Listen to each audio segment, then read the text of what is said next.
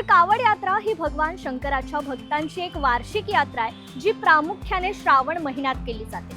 ही यात्रा मुख्यतः उत्तर भारतात मोठ्या प्रमाणावर केली जाते, पण आता तिचा विस्तार महाराष्ट्र, मध्य प्रदेश, झारखंड, बिहार, गुजरात आणि दक्षिण भारतातही झालाय।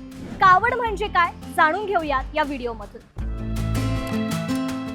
तर कावड ही बांबूपासून बनवलेली एक झोळी किंवा संरचना असते। तिच्या दोन्ही टोकांना दोन कलश लावलेले असतात, ज्यात पवित्र पाणी भरलेलं असतं।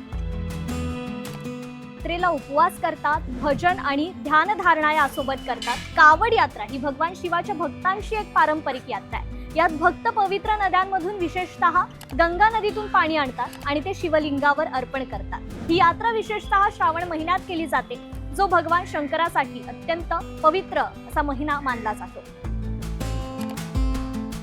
आता या कावड यात्रेचे अनेक प्रकार देखील आहेत, त्याबद्दलही जाणून घेऊया। साधी कावड म्हणजेच शांततेने चालत जाणे, डाक कावड धावून पाणी नेणे, वेगवान यात्रा म्हणजेच बुलेट किंवा गाडी कावड, यामध्ये काही भक्त मोटारसायकलवरही जातात। तर बर्फानी कावड म्हणजेच हिमालयात किंवा थंड प्रदेशात ही कावड असते। सांकेतिक कावड म्हणजे स्थानिक पाण्याने प्रतिकात्मक यात्रेचं हे प्रतीक असतं। तर तुम्हाला कावड यात्रेची ही माहिती कशी वाटली आम्हाला कमेंट करून नक्की सांगा।